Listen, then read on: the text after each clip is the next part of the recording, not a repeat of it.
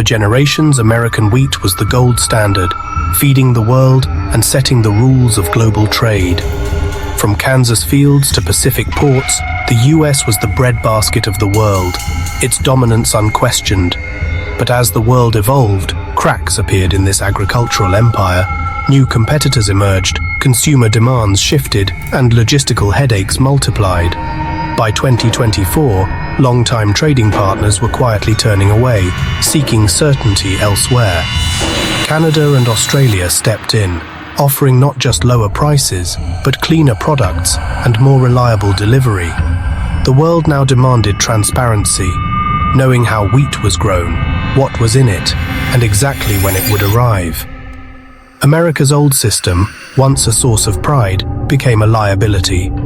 This documentary unpacks the three forces that toppled US wheat: nimble competitors, a global push for transparency, and America's own logistical missteps.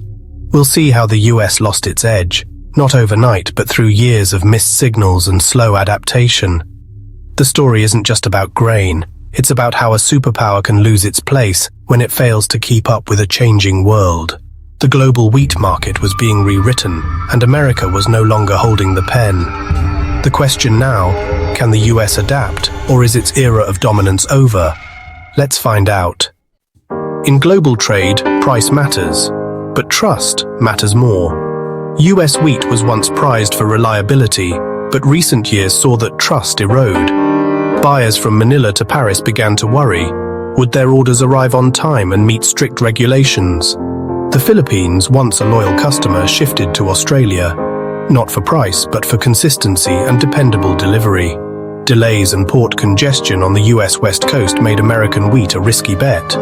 France, too, turned to Canada, drawn by real-time shipment tracking and transparent compliance with EU chemical standards. The US system, with its outdated paperwork and patchy tracking, couldn't compete. As major buyers diversified, others followed, and America's reputation for reliability faded. This wasn't about a single bad harvest. It was about a system no longer meeting modern demands. Predictability and transparency became the new currency, and America was short on both. Buyers lost confidence that the US could deliver what they needed when they needed it. The domino effect was swift. Once trust was gone, so were the contracts. In today's market, certainty is everything, and America was struggling to provide it. The world's wheat buyers moved on. The US was left behind. Nowhere was the US decline clearer than at the Mexico border. Mexico, once a top US wheat customer, grew frustrated by border delays and unpredictable customs. Shipments stalled, costs rose, and production schedules were thrown off. Meanwhile, Canada invested in digital customs and pre-clearance, slashing wait times. Canadian wheat crossed borders in hours, not days, reliably and predictably. Mexican buyers, tired of US gridlock, shifted orders north. Even with a longer journey, Canadian wheat arrived faster and with less hassle. The lesson was clear: efficiency wins. America's border, once a gateway, had become a self-made barrier. In global trade, reliability is everything, and Canada delivered. Beyond logistics, chemical transparency became a new battleground. Glyphosate, a common US herbicide, faced growing scrutiny abroad. The EU and Asian nations set strict residue limits, far tougher than US standards. Suddenly, American wheat risked rejection at foreign ports. Canada and Australia adapted, discouraging glyphosate use on export wheat and marketing their grain as cleaner. Buyers like South Korea turned to these suppliers for peace of mind. Canada's proactive approach turned purity into a selling point. In the new market, clean wheat wasn't just preferred, it was required.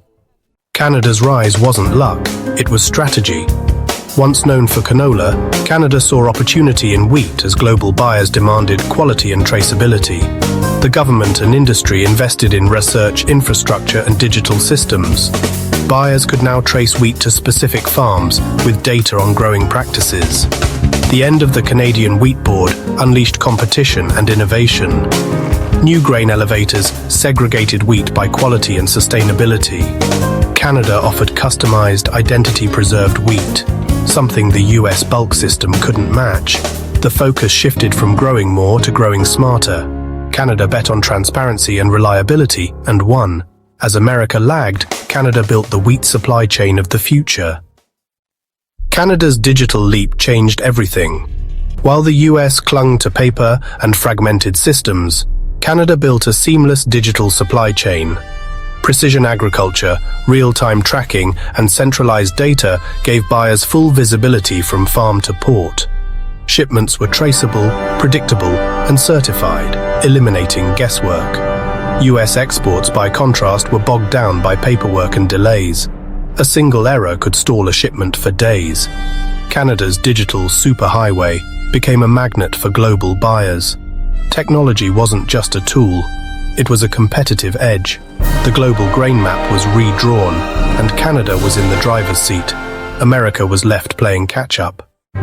By late 2025, the US could no longer ignore its slipping status. Lawmakers proposed the Strategic Grain Reliability Act, funding ports, digital tracking, and streamlined customs. The plan aimed to match Canada's transparency and efficiency and help farmers meet global standards. But political gridlock stalled progress. Debates over cost and control dragged on while Canada tightened its grip on former US customers.